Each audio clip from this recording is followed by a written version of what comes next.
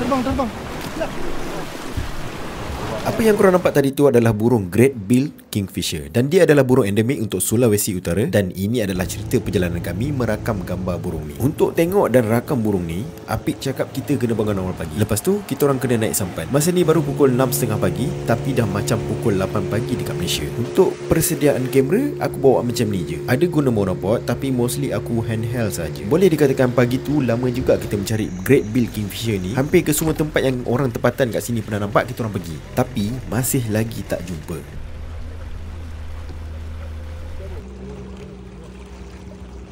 Pagi itu, kita orang berpecah naik 2 sampan. Yang kat depan tu, sampan kawan kita orang yang lain. Banyak je burung-burung yang lain kita orang dapat, dan kita orang jumpa dan kita orang rakam. Tapi itu bukan burung yang kita orang cari. Hampir 2 jam mencari, tapi masih belum nampak kelibat burung. Kami berpatah balik ke arah jalan pulang. Tiba-tiba, tim kami dari sampan kedua tu nampak kelibat burung kingfisher. Duduk diam di atas dahan pokok, tak jauh dari lokasi kami mula tadi. Bila sampan berhampiran dengan pesisiran pantai, sampan semakin susah untuk sambil disebabkan pukulan ombak. Maka semakin susah untuk kami fokus untuk merakam gambar burung. Ada beberapa keping gambar yang sempat aku rakam, tak memuaskan tapi cukup baik sebagai record shot. Tak lama kemudian, burung tu pun terbang hilang dari pandangan. Dan inilah dia, salah satu burung kingfisher endemik di Sulawesi Utara, Great Bill Kingfisher.